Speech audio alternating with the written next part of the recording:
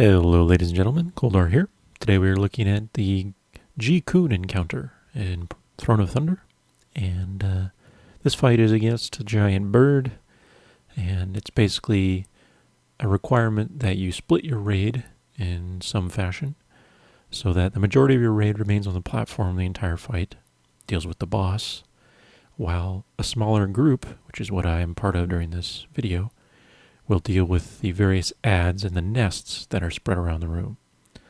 Now, unfortunately, these two things are fairly separate, so you will see the platform a little bit in this guide, but unfortunately, I'm pretty much relegated to this nest duty the whole time, and therefore, you'll have to take my word for what's going on the main platform, since you won't see it very much.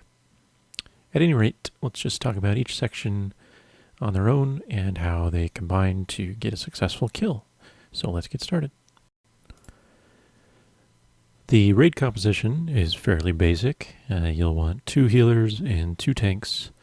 You can use 3 healers, obviously not required, but generally speaking, you're going to have 1 healer that handles the main platform and 1 healer that's on the nest team, which is what I'm doing. By far, the most difficult role is for the healer on the main platform. There's a lot more damage to heal, a lot more stuff to worry about, whereas the healer that's handling the nest stuff really has very little to heal. There's only one particular moment where things can get dicey, depending on your DPS, of course.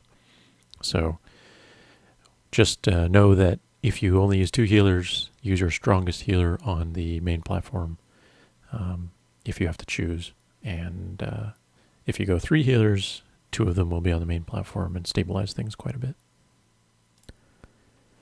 So I figure I'll start with Ji-Kun's main mechanics and the stuff on the platform for no good reason, but since I don't have much footage of that, and then we'll talk about the nest stuff after that. So Ji-Kun, as mentioned, you need 2 tanks. This is primarily because of the Talon Rake ability. This is a debuff that, in addition to doing heavy physical damage, also increases future Talon Rake damage by 50% per stack. And this can stack up pretty much infinitely. So, because it lasts a minute, you need to tank swap based on the duration of this ability. Pretty standard stuff.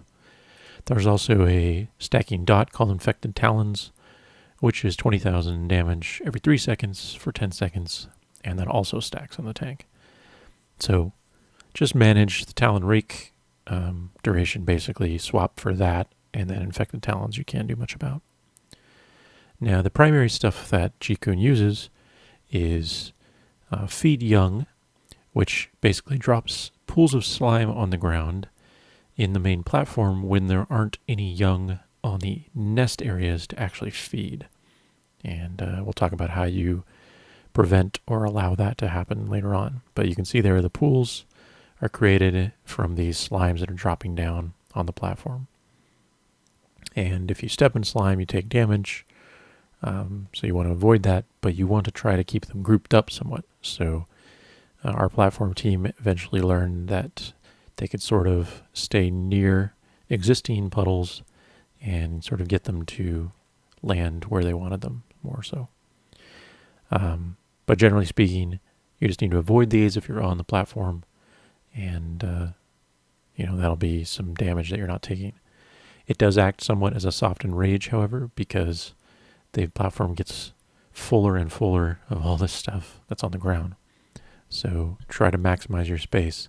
This becomes very important when dealing with some of the other. So the reason that space is important is because of downdraft. This does not occur very frequently, but Ji-Kun will basically flap his or her wings. I don't even know. I'm so sexist to birds. Her. It's a her. I just noticed. Okay, so anyway, Ji-Kun flaps her wings and tries to push everyone off the platform. You do get moved backward slightly faster than you can push against it, so you will lose ground during this phase. And it lasts 8 seconds, so ideally if you don't have some form of movement boost ability, sprint, roll, whatever, then you're going to want to start at the very center of the platform, as near to Ji-Kun as possible when downdraft begins. You will have boss mod timer for it, obviously, so just prepare by moving forward when that's about to hit so that you're not thrown off the platform to your... Well, actually, it won't kill you, but it will cause you to float back up very, very, very slowly. So you don't want to waste that time. So yeah, just be in the center for downdraft when that's occurring, and you should be okay. Next we have Quills, which is the most damaging ability in terms of raid damage. So the best thing to do here is to use all your cooldowns for this ability. It does not occur very frequently, and but when it does, it hits everyone in the raid, including players not on the platform, which is important later on. And it hits them for about 85,000 damage every second for 8 seconds. So it's physical damage, but yeah, you're going to have a lot of healing going on, especially if you're using 2 healers, so one of them has to heal, 6, maybe 7 players on the main platform. So help your healer out, use your survival cooldowns during that time, because there isn't any other real raid damage to speak of that you can predict at any rate. And the final main ability on the primary platform is Caw. And this is just a frequent, randomly targeted nuke on 2 players that does about 300,000 physical damage to anyone within 8 yards.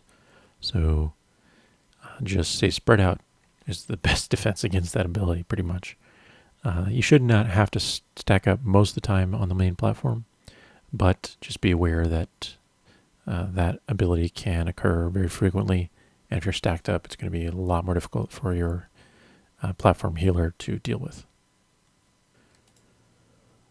All right, so with the main platform stuff out of the way, kind of the gimmick for this fight is dealing with all the nests that are located around the room.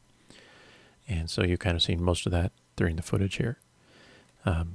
On these nests are a series of eggs, and these eggs will spawn into hatchlings after a short time, which then later evolve into fledglings, which then will later evolve into juveniles.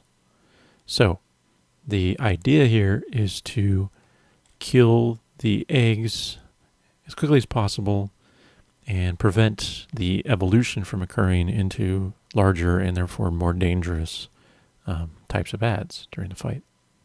So if your nest team does this properly, you should not get any extra adds at all during the fight.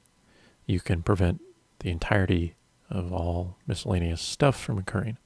However, if you don't do it well, you will eventually get the higher and higher enemy targets, which basically means juveniles, and those end up flying over the main platform, casting cheap on random raid members, which does 200,000 physical damage within 10 yards.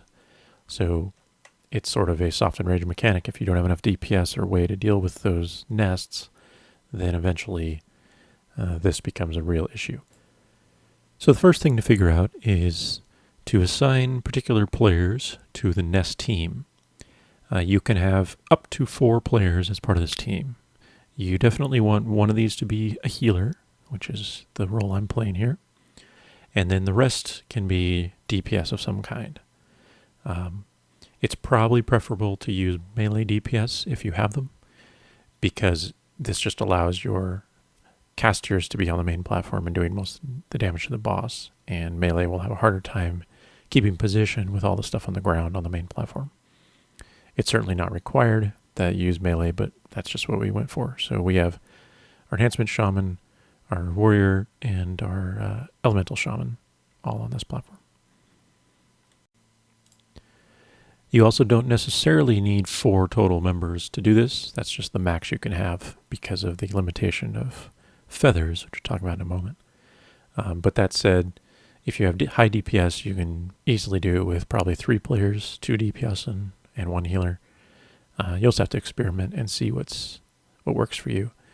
Generally speaking, though, you want to have enough damage to absolutely prevent adds from coming into the fight, because that will make everything much more difficult as the fight progresses, and it will take DPS away from the main platform because they have to kill the adds that are flying around. So if you can manage that, even if it takes a little bit more DPS away from the main platform, it's a lot more stable as well. And this fight has a very long berserk timer, so you shouldn't have to worry about overall DPS to the boss.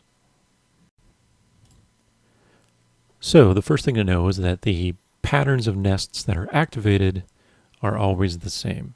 When you start the fight, the first nest you get activated is sort of to the northeast, which is the one we just did. And the next one to be activated will be the one that's clockwise, if you go around the outside of the room, from that first one. So it's kind of the south.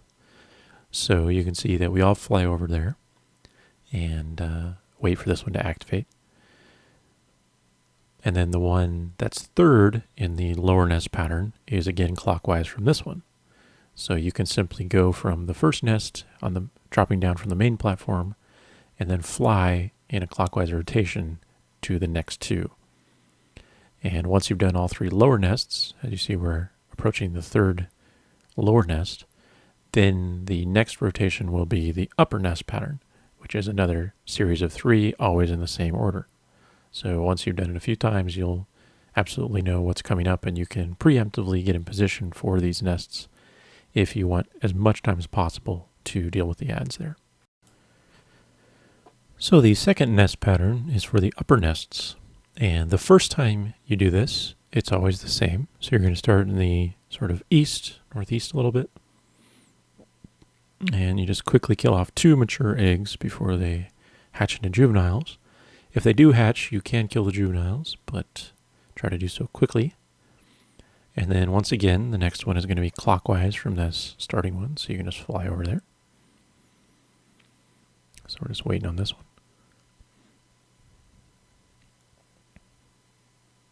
Dooby-dooby-doo. There it is there.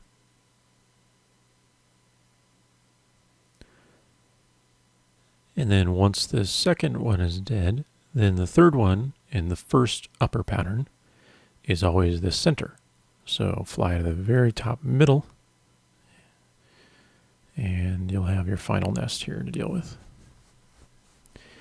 Now, it seems that after this first upper nest pattern round occurs, subsequent upper nest patterns are not always the same. The lower one always seems to be the same, repeated over and over.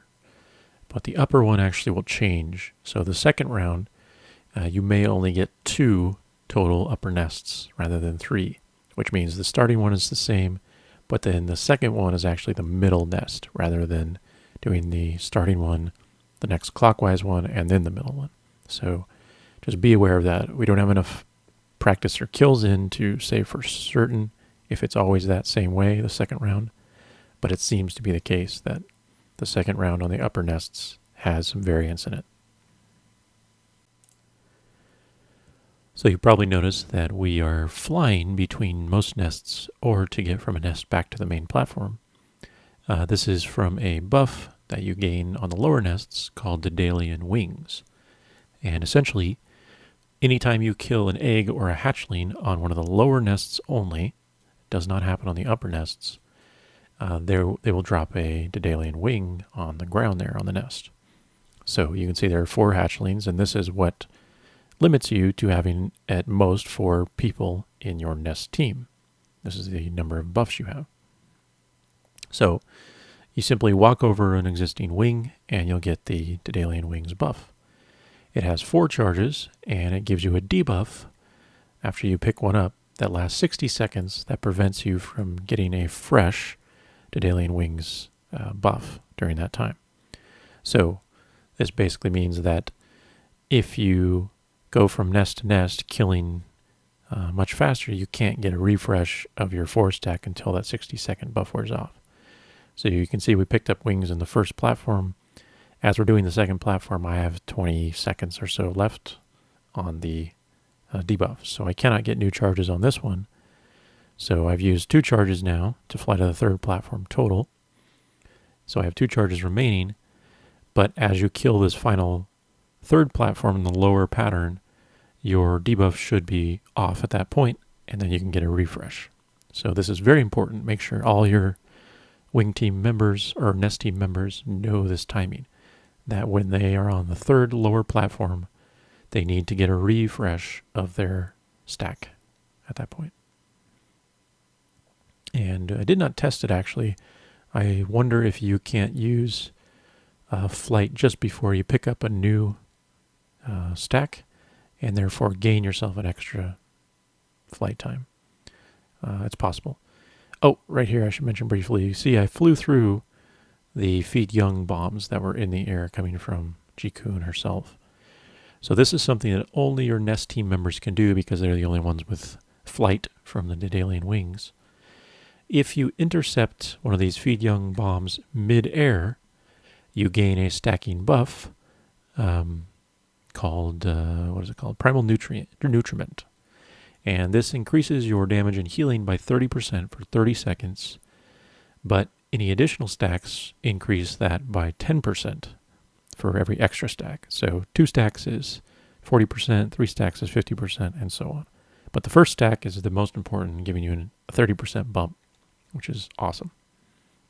Now, you probably won't have very much time to get these stacks, but it is a mechanic that allows your nest team members to do more DPS to their nests or to the boss, of course, when you come back from managing a nest.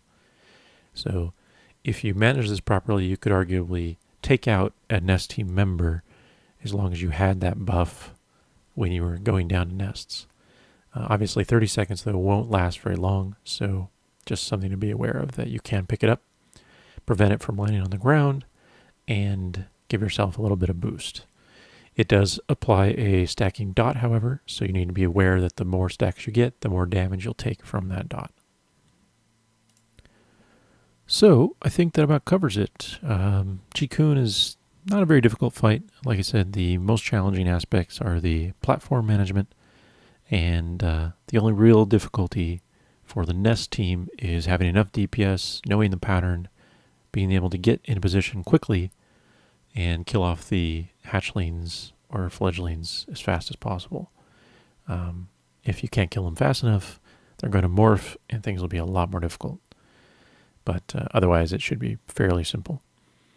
You should also be aware that your nest healer will have to deal with quills, and this can occur at times that you would be transitioning between platforms. And if that's the case, players can be in danger from dying from the damage. So if quills is coming up, don't be afraid to keep your team on their current nest while you heal that damage, and then once quills is finished or about to finish, then you can say, okay, it's safe to move on. You know, we're not going to die in transition. But other than that, the damage on the nest team is fairly low. Again, as long as you keep up with the adds and don't let them morph into the higher versions, because those can actually do pretty sizable damage to your team.